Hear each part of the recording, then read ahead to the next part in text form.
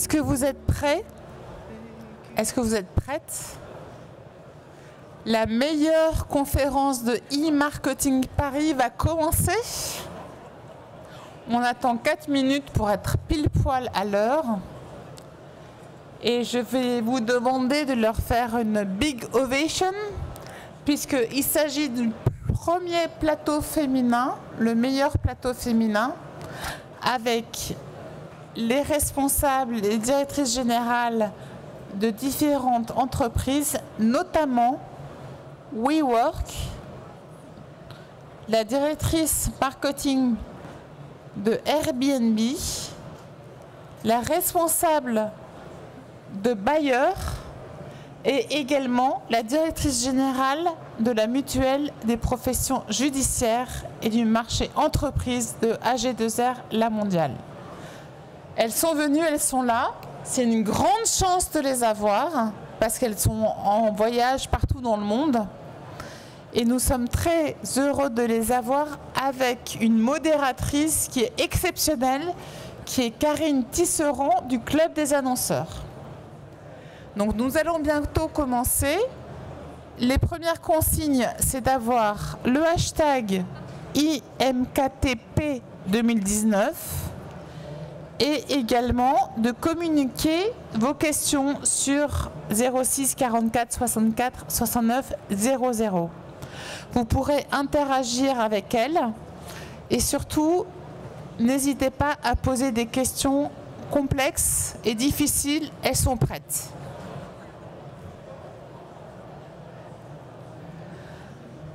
Aujourd'hui, c'est rare d'avoir un plateau tel que celui que nous avons le plaisir d'accueillir aujourd'hui.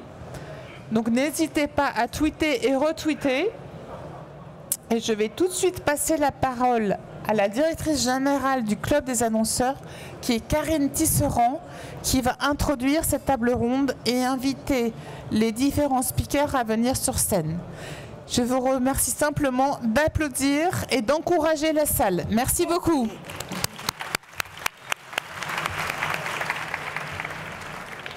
Bonjour à tous. Merci Cécile pour ce super speak. Nous met la barre haute. Je suis ravie d'être là. Cécile m'a demandé d'animer cette table ronde effectivement très féminine. Donc le Club des annonceurs, très rapidement, nous sommes également une communauté. On engage nos 170 membres toute l'année à travers du partage, de l'inspiration, du décryptage de tendances, des prospectives, et également des actions d'influence. Et on est ravis aujourd'hui d'être présent avec vous. Alors, j'ai le plaisir d'accueillir Delphine Delage, directrice générale de la mutuelle profession judiciaire et directrice des marchés entreprises AG2R, La Mondiale. Tram Huynh, marketing manager chez Airbnb. Asia Akalal, senior brand manager chez Bayer. Et Audrey Barbier-Lidvac, General Manager France et Southern Europe de WeWork. Je ne sais pas si on m'entend bien, je crois que j'ai un problème de direction. Voilà. Alors pour commencer, merci beaucoup. Pour commencer la conférence, on va procéder à un rapide tour de table. Donc je vais demander à chacune de nos exceptionnelles speakers aujourd'hui de se présenter rapidement. Et ensuite on rentrera dans le détail individuellement de leur best practice et de leur réalisation d'engagement de communauté. Delphine, je vous passe la parole. Bon, bonjour à tous, donc je suis ravie de partager ce moment avec vous. Donc au niveau professionnel, j'ai une double casquette au sein d'AG2R La Mondiale. Je suis à la fois directeur du marché des entreprises et directeur général de la mutuelle des professions judiciaires. Et c'est sur cet axe-là que je développerai mon intervention et que je répondrai davantage aux questions. Bonjour à tous, ravie d'être parmi vous.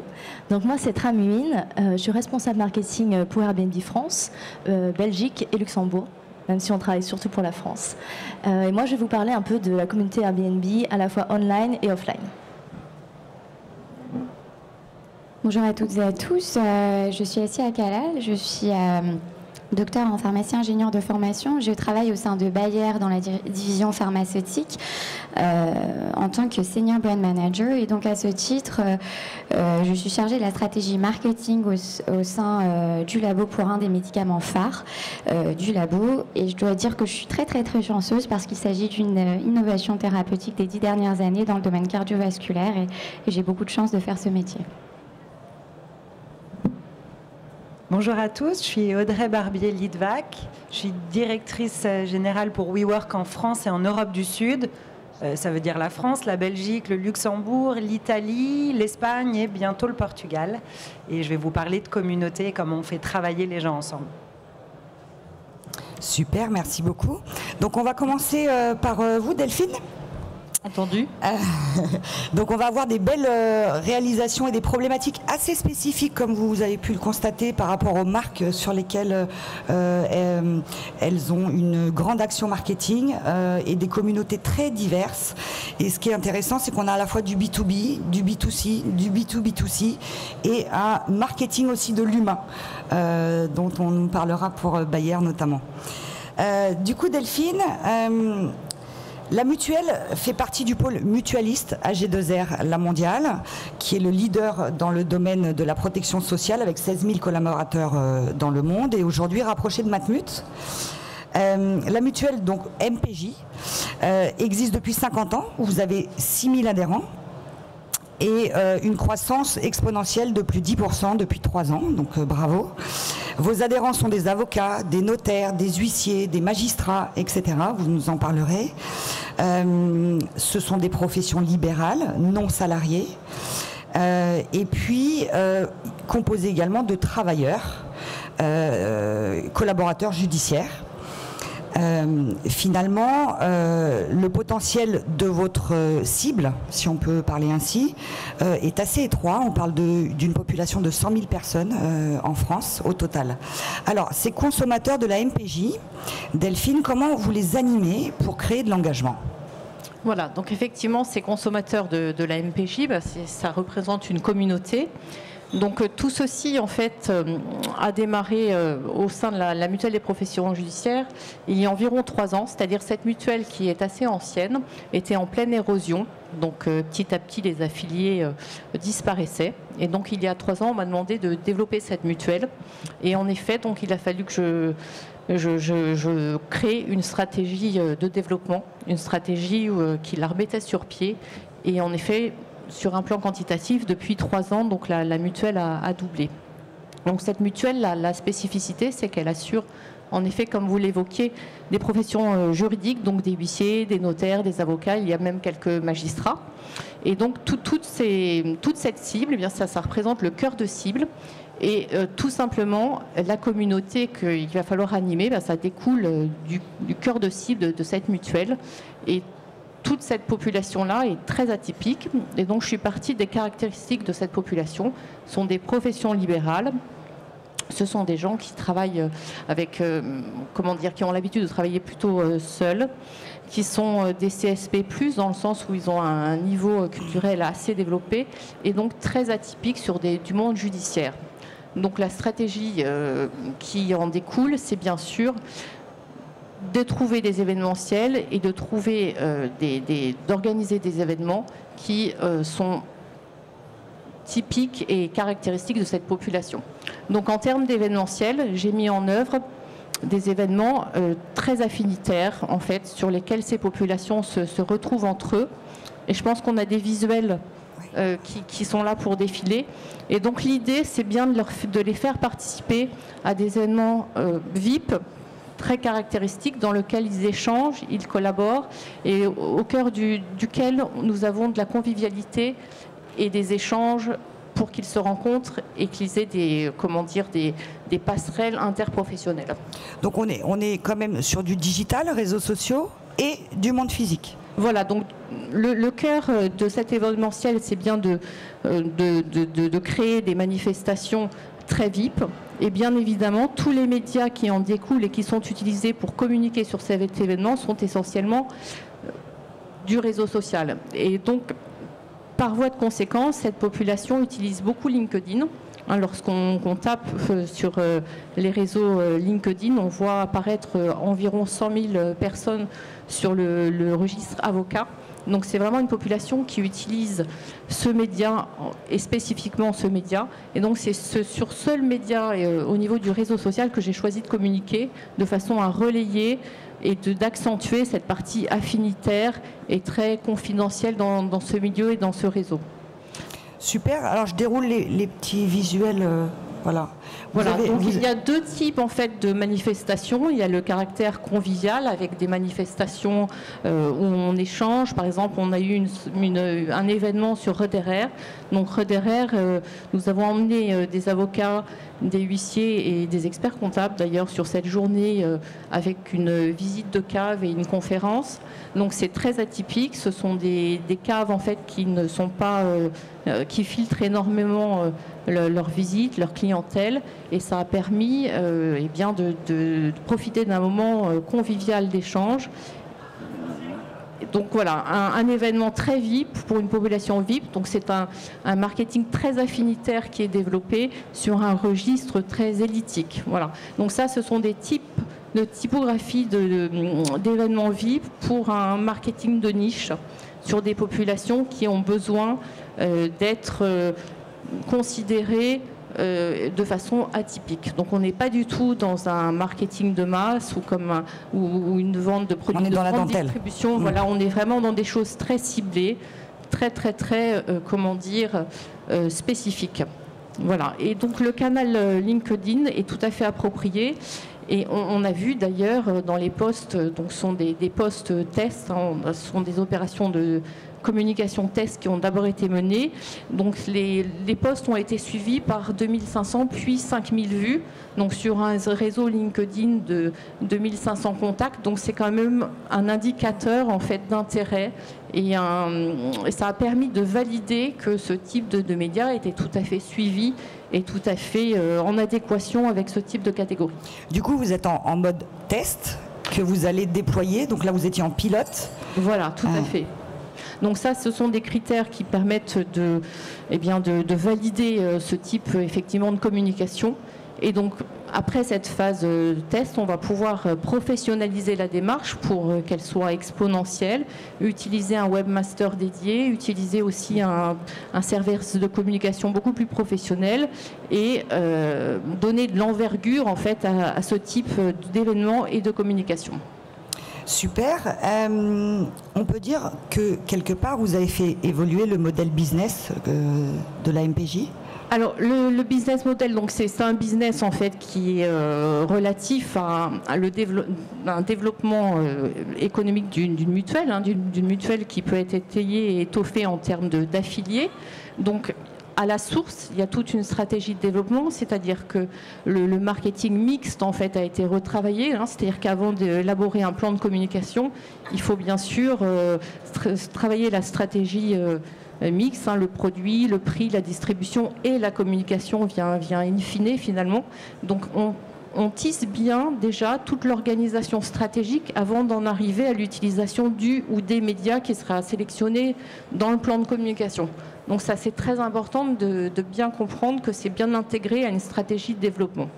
Et à ce titre, d'ailleurs, je pourrais proposer une référence littéraire qui est quand même au niveau marketing fondamental. Moi, je vous propose de vous remettre dans les éditions Vibert d'Orsoni et de Jean-Pierre Elfer, ça s'appelle Le Marketing, qui étaye bien donc toute cette stratégie d'audit et de diagnostic d'un marché pour en déduire des actions, y compris des actions de communication. Et avec, je dirais, ce développement de la mutuelle, on comprend bien que, et cette phase test, on est bien aussi dans l'utilisation d'une ensemble de palettes de médias, mais surtout aussi sur un marketing très affinitaire et un marketing qui laisse apparaître le cœur des relations humaines, c'est-à-dire qu'on favorise énormément la rencontre, l'événementiel. Et je pense que c'est très important de revenir à des choses très humaines et d'utiliser la technique, le digital, comme un moyen de communication qui vient en complément d'une stratégie très orientée vers l'humain. Super. Une petite phrase, votre définition du smart marketing, ça pourrait être quoi pour la MPJ? Une petite phrase, donc c'est sujet, verbe, complément, mais s'il y a plusieurs compléments, c'est une longue phrase. Le smart marketing, le mien, ce serait vraiment un marketing très affinitaire, très orienté vraiment dans l'humain et au service de l'humain, le digital et la technique. Merci beaucoup Delphine. Je vais regarder les questions qui sont posées par l'Assemblée.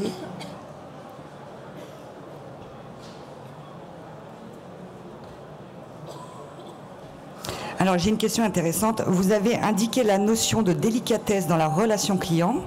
À quel moment faut-il lever le pied face à un client mécontent et quels indicateurs? Oui, d'accord. Alors c'est une question très terrain, mais donc qui effectivement sont des situations dont on fait face dans l'opérationnel très régulièrement. Je dirais que s'il y a vraiment une très forte agression, on peut tout à fait manifester et expliquer qu'il n'est pas normal dans une communication professionnelle ou en tout cas dans une relation professionnelle d'être agressé.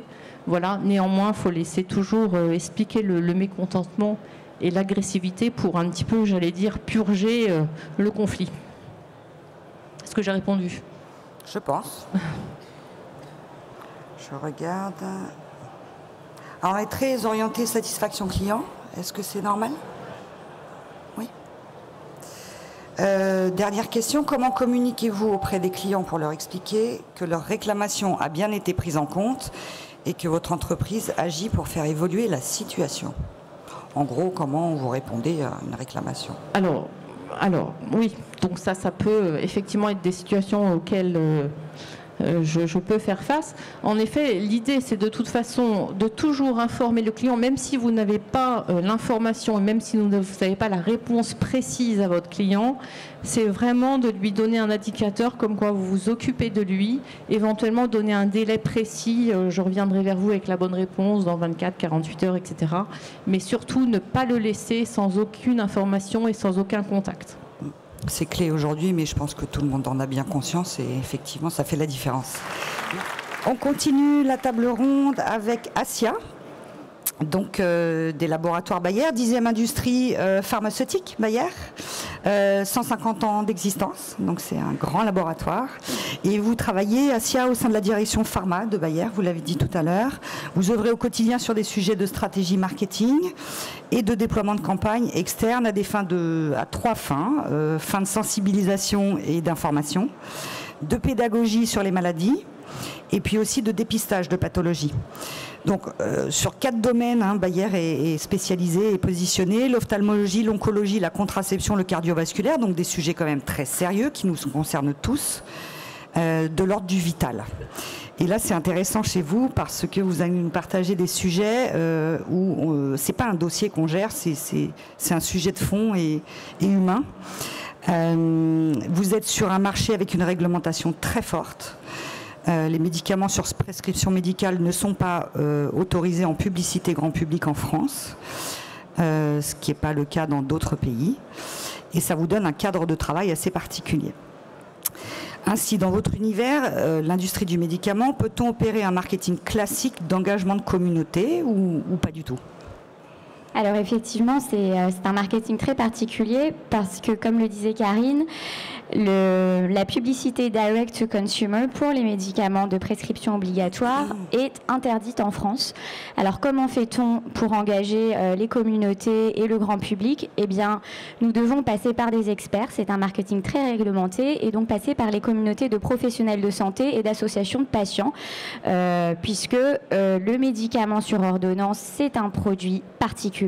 Ça répond à des besoins vitaux nécessaires avec des enjeux de vie et de mort. Et donc, l'objectif, c'est vraiment d'utiliser les professionnels de santé et les associations de patients comme relais auprès du grand public, évidemment en utilisant aussi les réseaux sociaux, puisqu'aujourd'hui, nous sommes de plus en plus digitalisés et de plus en plus acteurs de notre santé. Donc, de ce point de vue-là, ça n'est pas un marketing classique, ça n'est pas du B2C, ça n'est pas du B2B, bien que en tant que partenaire de santé et acteur dans l'amélioration du parcours de soins, nous avons des partenariats avec les établissements hospitaliers. C'est véritablement du B2Human, parce que c'est l'humain qui est au centre de nos préoccupations et ce, de manière constante. Donc à ce titre-là, ce que nous faisons, c'est vraiment jouer notre rôle d'acteur de santé. Et nous mettons en place donc des campagnes de sensibilisation auprès du grand public. Nous allons en découvrir quelques-unes ensemble. Donc c'est véritablement un e-marketing responsable. Et nous allons commencer par la première campagne, qui est la campagne AVC Vite le 15. Comment a commencé cette aventure? Eh bien, nous avons été sollicités par une association qui est France AVC, une association de patients et des professionnels de santé de la Société française neurovasculaire il y a quelques années pour déployer une campagne de sensibilisation sur les signes de l'AVC. Pourquoi l'AVC? Eh bien, je vous rappelle, un AVC toutes les 4 minutes en France, c'est la première cause d'handicap, la 3e cause de mortalité et malheureusement une prise en charge qui n'est pas forcément faite en urgence et qui entraîne des séquelles assez importantes et des coûts de santé publique qui sont proches du 8 milliards d'euros par an. Donc je vous propose de regarder ça en images. Nous avons une petite vidéo. Je dois passer juste un slide. Hop, hop. Ah, plusieurs, pardon. Désolée, on n'a pas pu remettre la vidéo. Or, voilà. Allô, le 15 ? Appelle vite. Quand le visage est paralysé. Vite. Appelle vite. Quand un bras ne peut plus se lever. Vite. Appelle vite. Quand soudain la parole est troublée. Vite. Et vite, le pire. En urgence, appelle le 15 et dit AVC. AVC.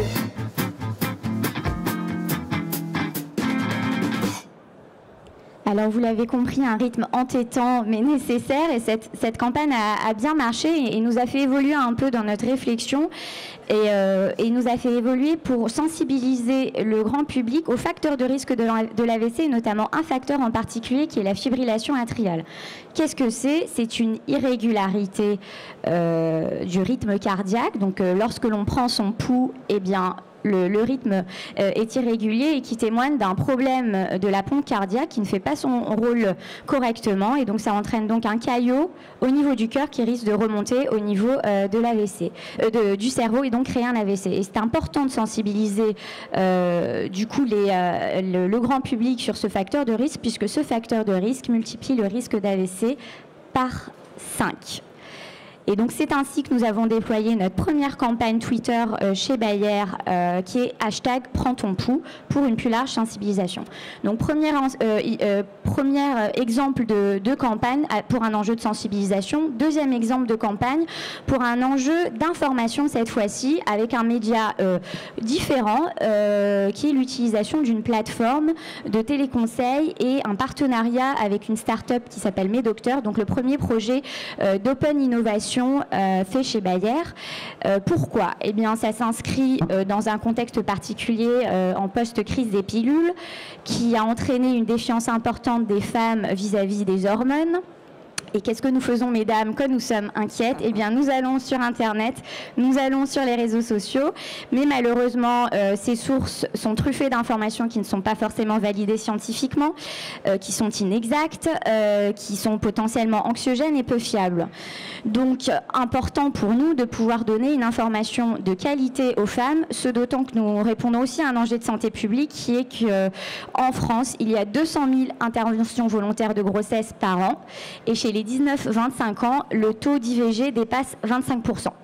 Donc c'était absolument crucial de pouvoir remettre le gynécologue au cœur du parcours de soins et de proposer donc cette plateforme de téléconseil auprès des femmes, donc un service que nous finançons via cette start-up Medocteur qui met à disposition des femmes des gynécologues choisis de manière complètement indépendante pour répondre à leurs questions. Donc ça n'est pas de la téléconsultation, ça n'est pas de la prescription en ligne, c'est vraiment répondre à des questions qu'elles peuvent se poser et à la suite de cet échange, elles sont renvoyées vers leur gynécologue traitant ou elles prennent elles-mêmes proactivement un rendez-vous chez leur gynécologue. Donc là, ici, un projet d'open innovation avec un enjeu d'information. Et troisième campagne, c'est un enjeu de dépistage, là dans un autre domaine thérapeutique qui concerne les patients diabétiques, puisque lorsqu'un patient a plus de 10 ans de diabète, il est recommandé de faire un fond d'œil à peu près tous les 2 ans. Pourquoi? Parce que le diabète est responsable de complications ophtalmologiques qui peuvent malheureusement entraîner la cécité et les patients n'en sont pas forcément conscients. C'est donc important de les sensibiliser à ce dépistage puisqu'ils peuvent ainsi bénéficier des traitements appropriés de manière précoce et d'éviter donc la cécité. Donc, qu'est-ce que nous avons utilisé comme média? Bien là, nous avons un peu capitalisé sur notre expérience passée. Nous avons fait une campagne Twitter hashtag dans l'œil du diabète. Nous avons aussi énormément utilisé les réseaux et les followers sur YouTube, la viralisation des vidéos sur YouTube et vidéos en ligne qui ont extrêmement bien marché. On reviendra sur les KPI après. Et c'est une collaboration, là encore, avec des professionnels de santé, puisque cette campagne est issue d'un think tank, je dirais même un do tank d'ophtalmologues et de diabétologues, et a aussi été la première campagne télévisuelle faite chez Bayer Pharma. Alors, deuxième question, la notion de communauté. Oui. Du coup, elle est donc bien spécifique à votre univers. Vous en avez parlé, on a des professionnels de santé, on a le grand public et on va dire tout l'écosystème de famille et d'amis autour des patients. Et du coup, comment concrètement, vous avez identifié vos communautés, notamment sur les réseaux sociaux, et qu'est-ce que vous apportent les réseaux sociaux ? Alors c'est vrai que dans l'industrie pharmaceutique, le premier levier que nous utilisons, c'est la relation du délégué médical avec le professionnel de santé.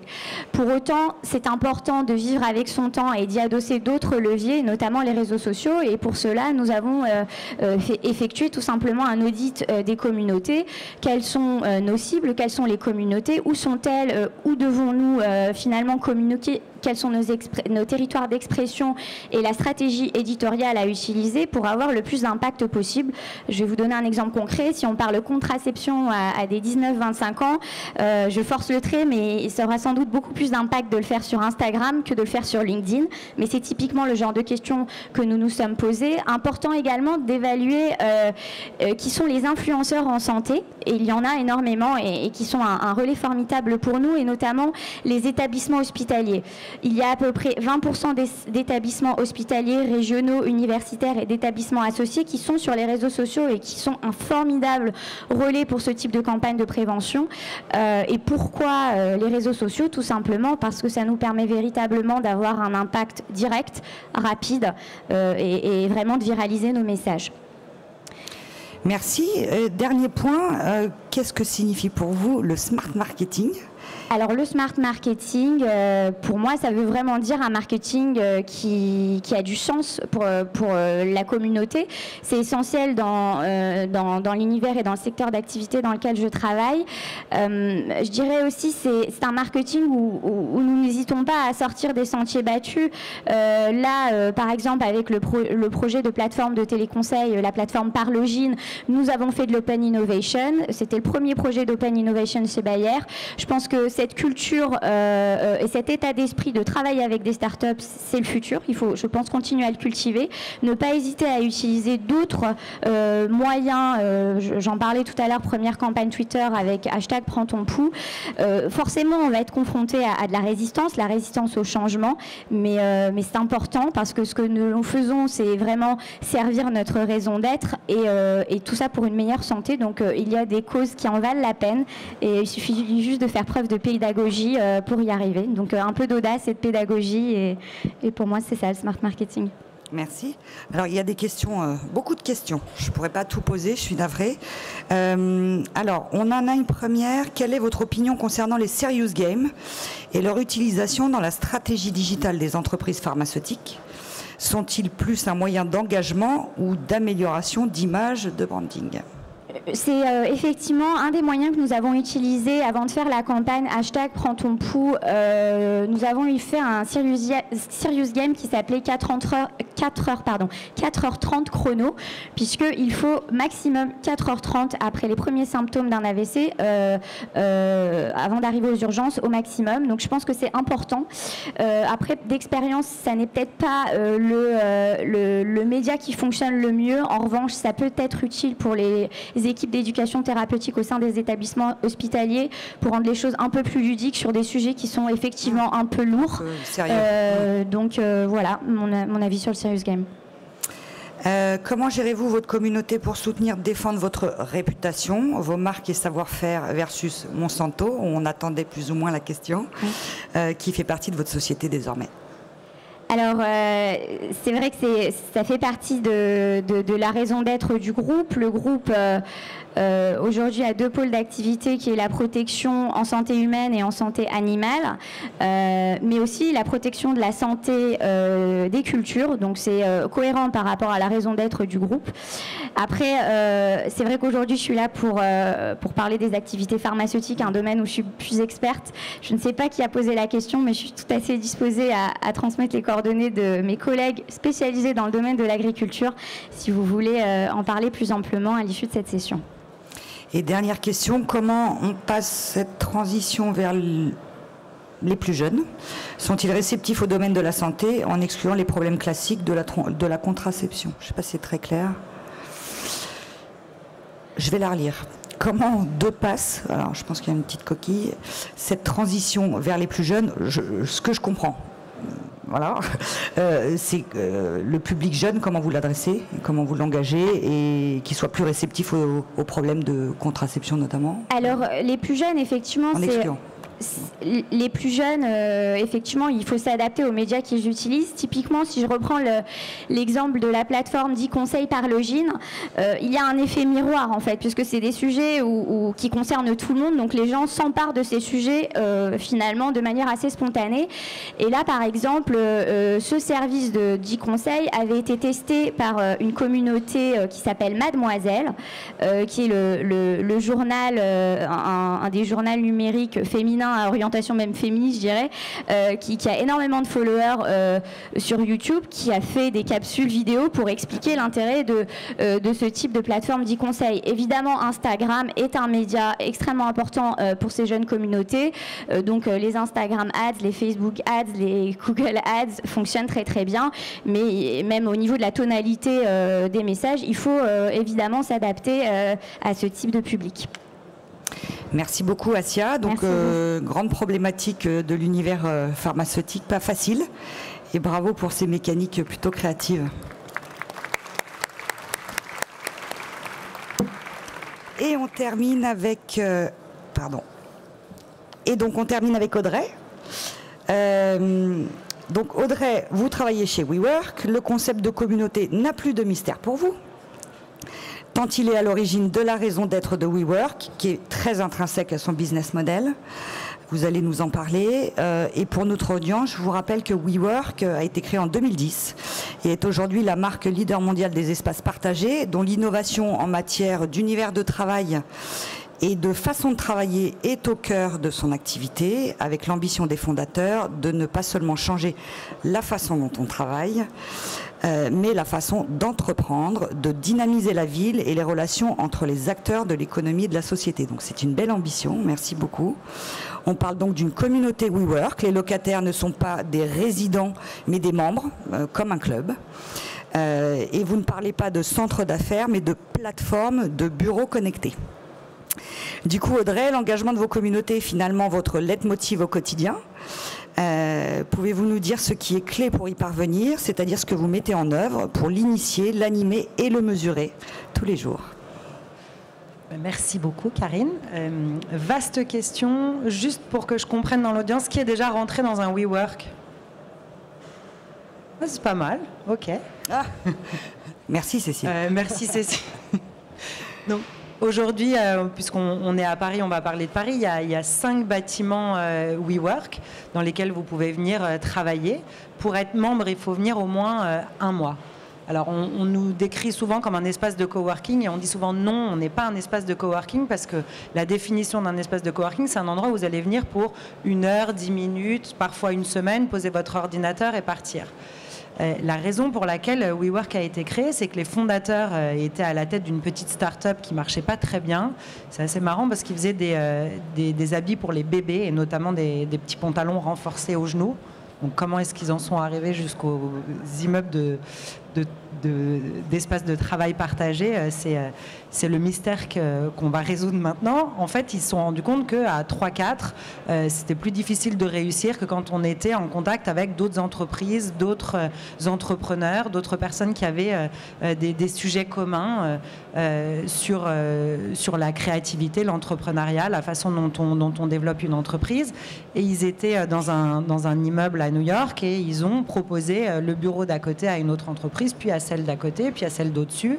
Et puis ça a marché très bien. Finalement, ça commence à marcher un peu mieux que les habits pour bébé. Et ils se sont dit, bon, en fait, on va prendre un immeuble, le remplir avec des gens qui ont envie de se rencontrer et qui ont envie de travailler ensemble. C'est évident qu'une bonne expérience de journée au travail, c'est pas en disant alors aujourd'hui j'étais tout seul dans le noir et j'ai regardé mon ordinateur et vraiment j'ai résolu plein de problèmes. En général, ce qu'on raconte le soir en rentrant chez soi, c'est j'ai rencontré 10 personnes exceptionnelles, un avocat qui est spécialisé sur les brevets à l'international, un marketeur qui sait décrypter tous les réseaux sociaux et un type qui fait des macarons à la vanille et qui a décidé de le distribuer de la France jusqu'à la Corée. Et donc c'est partant de ce postulat qu'ils ont décidé de créer des espaces de travail qui étaient liés, qui étaient fondés sur la rencontre. Donc du coup, comment ils ont grandi cette société et comment ils l'ont fait évoluer en partant d'un immeuble à New York jusqu'à aujourd'hui 425 immeubles dans le monde, dans plus de 100 villes, c'est plus de 30 pays aujourd'hui, on est quasiment présent sur tous les continents. C'est en mettant la communauté au cœur de cette expérience de travail. Et donc c'est fondé sur 4 choses évidentes. D'abord, le bâtiment qu'on va choisir, avec son design qui est au service de la communauté. On ne va pas juste mettre des jolies plantes et des bureaux très jolis ou des papiers peints hyper jolis, sauf que ceux qui sont déjà venus savent que c'est très joli. Mais c'est juste un coup de chance parce qu'en fait, la réalité de ce choix de design, c'est pour que les gens se rencontrent ou accèdent à des pièces plutôt qu'à d'autres. Ceux qui sont déjà rentrés dans un WeWork l'ont peut-être observé, mais les bureaux privés, qui sont 98% de nos espaces de bureaux, sont très densifiés. Vous allez être très nombreux par bureau, et parce qu'on veut que vous sortiez de votre bureau. On sait que dans une journée, vous n'allez pas passer normalement, si vous n'êtes pas un développeur super geek, 12 heures devant votre ordinateur, mais que vous allez avoir une réunion, un call, un moment pour explorer des phases de créativité, éventuellement aller vous restaurer, prendre l'air, pour les fumeurs, fumer une cigarette. Vous allez avoir beaucoup de ces moments-là dans la journée. Et donc, on a créé des espaces communs dans lesquels vous n'allez pas être en réunion seul ou prendre un café tout seul. Vous allez être dans nos pantries qui sont quasiment 30% de nos espaces dans les immeubles pour favoriser la rencontre. On a aussi une technique intéressantes qui sont les parois vitrées. En fait, nos bureaux, quand vous rentrez, tous les bureaux sont quasiment privés, donc chaque entreprise a son bureau à soi. En revanche, les parois sont vitrées. Donc quand vous circulez dans les couloirs et que vous allez regarder votre mur, vous allez en fait pas avoir un mur, mais un espace vitré qui va vous permettre de voir le bureau en face de vous. Et ça, quand vous allez vous promener dans les couloirs, vous allez voir toutes les entreprises. Et donc dans toutes les entreprises, toutes les personnes. Il se trouve que vous aurez eu probablement au cours d'une journée au moins 10 à 15 contacts visuels avec des gens qui partagent votre étage, par exemple. Et quand vous allez vous retrouver ensemble à la machine à café ou dans un espace commun ou dans une salle de réunion, il y a beaucoup de chances que vous ayez plus envie d'engager la conversation que si vous n'aviez pas eu ce premier contact visuel ou si vous n'étiez pas rencontrés dans l'ascenseur. Donc il y a cette brique design qui est vraiment... Il y a un truc que j'aime bien aussi, c'est la largeur des couloirs. La largeur de nos couloirs, elles ont été étudiées pour que les gens puissent passer évidemment confortablement, mais elles ne soient pas assez larges pour qu'on ne puisse pas se donner un petit coup d'épaule. Et donc du coup, quand on circule dans la journée, il y a des chances que vous ayez déjà donné un petit coup d'épaule à quelqu'un que vous allez pouvoir rencontrer plus tard. Évidemment, on imagine qu'on n'est pas tous des extravertis. Tout le monde pense que les gens qui travaillent dans les WeWork ou qui sont à fond dans les communautés sont des gens qui se lèvent le matin en disant « Salut, je m'appelle Karine, et toi, comment c'est? Ludovic, génial, qu'est-ce que tu fais dans la vie ?» Non. Je pense pas que vous soyez tous assis, même si vous êtes des super marketeurs, en disant « Salut, moi je m'appelle Gérard et toi ». Donc, qu'est-ce qu'on met en place pour que les gens, en plus de cette expérience design, soient amenés à sortir de leur bureau? On met aussi en place des événementiels et des expériences d'hospitalité. Donc ça peut aller du yoga le mercredi matin, mais aussi au lunch and learn, qui sont des moments le midi où les entreprises membres de WeWork vont venir présenter leur société autour d'une pizza, de sushi, que sais-je, ce que préfèrent manger les gens. Donc vous créez des liens pour que les membres se rencontrent. Que les membres se rencontrent à tout moment de la journée. Et ça va du sport jusqu'à des talks comme ceux qu'on est en train de faire aujourd'hui. Mais ça peut être aussi une vente de vos produits. Ça peut être du bien-être aussi. Du bien-être, des massages, il y a des coiffeurs aussi, enfin n'importe quel événement qui permet de réunir les gens à un moment donné dans la journée, que ce soit de faire la queue pour regarder des boucles d'oreilles qu'une vendeuse ou une créatrice est venue exposer, ou partager cette session de sport ensemble ou se mettre à courir. Je ne sais pas si vous le savez, mais WeWork a aussi acheté Meetup, et Meetup, c'est ces réunions où les personnes se rencontrent autour d'événements, mais aussi variés que faisons rencontrer nos chiens ou vivent le scrapbooking ou parlons du Bitcoin. Et donc ce type de réunions ont lieu chez WeWork en permanence. Donc c'est encore plus d'occasions de créer des liens, de s'intéresser à ce que font les autres. Au-delà de l'événementiel, on a aussi évidemment la brique technologique, parce que c'est très bien de pouvoir rencontrer les gens de votre étage, les gens de votre immeuble, et éventuellement ceux de votre ville, mais pouvoir rencontrer les autres membres WeWork à l'international, c'est encore mieux, parce que vous avez accès à une communauté de plus de 400 000 personnes aujourd'hui, et quand vous cherchez un design UX quelque part et que vous ne l'avez pas trouvé ni dans votre immeuble ni dans votre ville, et que vous commencez à être un peu stressé sur trouver ce talent, et ben vous allez pouvoir le poster sur notre app, qui est un espèce de mix entre Facebook et LinkedIn probablement, et poster votre offre qui est « Je cherche le meilleur UX designer dans le monde », et évidemment quelqu'un en Inde ou aux États-Unis ou en Chine va pouvoir vous répondre, et vous allez travailler ensemble. Aussi tous ces gens qui ont envie de développer leur entreprise à l'international. Aujourd'hui, chez WeWork, on s'adresse à des gens qui sont des freelances, mais aussi des start-upers, des PME, PMI, mais aussi des gros groupes du CAC 40. Tous ces gens travaillent ensemble et se donnent soit de l'inspiration, soit du travail les uns aux autres. Et donc, du coup, ce que vous pouvez trouver dans un immeuble, vous pouvez le trouver à l'international. Si vous êtes donc une start-up qui a commencé à Paris et qui a envie de se développer à Miami, il y a de très grandes chances qu'en postant sur le réseau social votre désir d'innover, de grandir, vous trouviez des contreparties de gens intéressés à l'international. Et on a beaucoup d'exemples d'entreprises qui ont grandi grâce au réseau WeWork. Vous le mesurez même.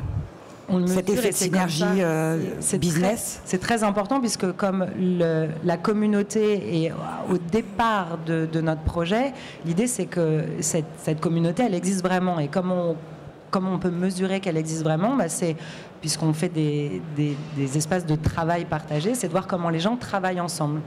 Donc on pose des questions, on pousse un questionnaire tous les mois, et tous les mois on demande aux gens s'ils ont créé des connexions et quel type de connexion. Et on remarque qu'il y a entre 35 et 55% de nos membres qui font des connexions business. Et qu'est-ce que c'est des connexions business? C'est pas juste prête-moi ton agrafeuse, bien que ces connexions existent aussi, vous pouvez demander votre agrafeuse à votre voisin, mais c'est que vous avez échangé des factures. Et donc, le vidéaste qui a un petit hot desk tout seul dans un bâtiment, il s'est probablement fait embaucher par Carrefour, qui est un de nos membres aussi et qui a eu besoin à un moment de créer des vidéos.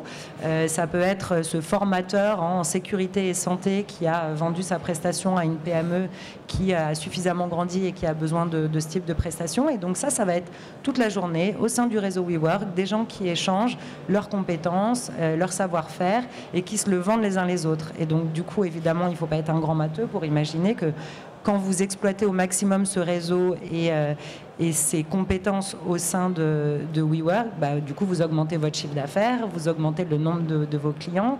On a des superbes histoires, notamment un que j'aime beaucoup, qui est dans un de nos bâtiments dans le Marais. C'est un imprimeur qui fait de l'imprimerie écologique, donc il fait attention aux papiers sur lesquels il imprime et à l'encre.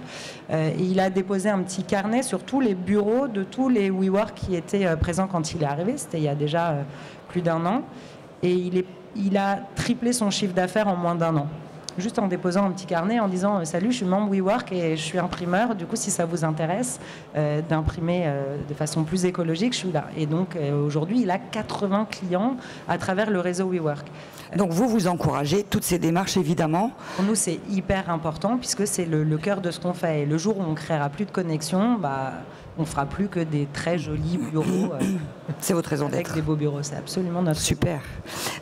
Qu'est-ce que ça implique en termes d'organisation interne pour WeWork? Parce que c'est beaucoup de travail à la fois dans la recherche des lieux, mais aussi, j'imagine, sur tous vos collaborateurs au quotidien avec les membres. Il y a un énorme travail d'animation, d'événementiel, de réseautage, d'aller leur demander s'ils vont bien. Enfin, voilà, je pense que ça impose chez vous une organisation particulière. C'est une organisation complètement particulière. Je crois même qu'on a inventé un métier qui est hybride entre les métiers d'hôtellerie et de service qu'on peut imaginer, mais aussi presque un métier d'incubation ou d'accompagnement des entreprises. Donc on va avoir des responsables d'immeubles qu'on appelle les community managers. Alors je ne vous dis pas l'enfer quand on poste une... Oui, parce qu'il n'y a que le digital qui remonte. LinkedIn, tout le monde me dit « Ah ouais, moi aussi j'adore faire des posts sur Facebook. » Donc en fait, non, en fait c'est pas ça. Tu es manager de communauté, c'est ça? Le job de communauté, c'est de faire attention à son bâtiment et à faire en sorte que la communauté des membres WeWork se connecte et une expérience de travail unique tous les jours, innovante, agréable, dans un bâtiment propre. Et ces community managers gèrent des community leads. Ces community leads, ils vont s'occuper d'étages entiers ou d'un nombre de membres en particulier, mais aussi d'expérience. Donc, ils vont être event managers, ils vont être ops managers. Donc, qu'est-ce que c'est l'ops manager dans un bâtiment? C'est que vous faites attention à ce que la clim marche. Alors, je ne sais pas, vous travaillez tous dans ces bureaux, mais j'imagine que c'est votre préoccupation numéro 1. En tout cas, nous, c'est le nombre de tickets qu'on reçoit le plus dans la journée. J'ai trop chaud, j'ai trop froid, j'ai trop moyen chaud. Trop moyen froid. Donc ça, c'est assez important qu'on ait quand même une expérience au-delà de la communauté qui soit agréable dans les conditions de travail. Et vous allez avoir aussi les hospitality managers, donc faire en sorte que les gens, en effet, se connectent les uns aux autres et une expérience de travail au quotidien qui soit agréable et qui soit unique. C'est-à-dire que quand vous rentrez dans un WeWork, tout le monde vous connaît. On a des bâtiments, juste pour que vous ayez une idée, le plus petit fait 500 membres, donc on a 500 bureaux, et le plus gros aujourd'hui à Paris, c'est 3400 membres. C'est lequel? C'est celui Avenue de France, dans le 13e arrondissement. Ah, c'est celui-là. Station F, ouais. C'est celui que vous voyez en haut. Les Romains sur la photo, très beau. Donc l'idée, c'est qu'on vous reconnaisse. Même dans le bâtiment du France, 3400 membres, vous rentrez le matin et on vous dit « Bonjour Karine, bonjour Ludovic, bonjour Mohamed, comment ça va aujourd'hui? Alors ta fille, ton fils, ta levée de fonds, comment ça avance ?» Donc vous tissez des liens réellement. Avec Jeanne qui justement est en train de faire ça. L'idée, c'est de connaître chaque personne pas intimement, mais en tout cas jusqu'où la personne a envie de donner de l'information sur elle pour créer des liens intéressants. Et ces liens, ils peuvent passer par je sais que vous aimez les chiens tous les deux à je sais que vous avez tous les deux envie de lever de l'argent au même moment. C'est super. Ça qu'on fait tous les jours. Merci beaucoup. Du coup, on peut résumer une gestion de communauté chez WeWork. C'est vraiment en lien avec votre brand purpose, votre raison d'être, et c'est ça qui fait la force. C'est ça qui fait la force et la différence et qui crée notre succès. Et c'est la raison pour laquelle les gens vont chez WeWork. C'est pour avoir des connexions et faire partie de cette communauté. Merci. On a à peine 1 minute pour 2 petites questions. Alors, on a une question sur les coûts, mais j'invite à se connecter sur le site. Je pense que c'est le mieux. Les coûts, ils sont différents d'un immeuble à l'autre. Ça va dépendre du loyer du quartier. Donc, pour les entreprises travaillant dans les mêmes secteurs d'activité, cela peut aussi amener le vol d'idées ou le plagiat. Comment luttez-vous contre ça ? Alors, on n'a jamais eu de plainte sur le vol d'idées ou le plagiat. Au contraire, ça crée des connexions où les gens vont pouvoir plus brainstormer et discuter ensemble. les idées sont protégées. Et c'est pas parce que les parois sont transparentes que vous faites pas attention à vos informations. Et chaque entreprise est dépositaire de la confidentialité qu'elle a envie d'apporter à ces informations. Nous, on n'est jamais responsable des informations qui sont données au moment du yoga, par exemple. C'est à eux de prendre les précautions. Les gens de Carrefour et de Casino se disent « Ah, tu sais ce qu'on fait, on va tout changer complètement le rayonnage. Je te propose de faire la même chose le mois prochain. » Ça n'arrive pas. Et dernière question, Audrey. Je pense que la personne a bien compris le modèle de connexion. À quand un partenariat avec Airbnb WeWork ? Alors, il existe ce partenariat Airbnb WeWork pour les gens qui font des voyages d'affaires. Et donc, Tout à fait. On en parlait déjà en coulisses. On travaille évidemment ensemble parce que ça fait complètement sens. Voilà. Non, ça existe. Donc, c'est une très bonne idée. Et peut-être qu'on pourrait l'intensifier avec Tram. On va reparler. Mais ça a été prévu à l'international. C'était ni elle ni moi ensemble. Un grand merci à vous quatre pour tous ces témoignages. Et puis, je vous invite à les suivre sur LinkedIn. Merci à vous.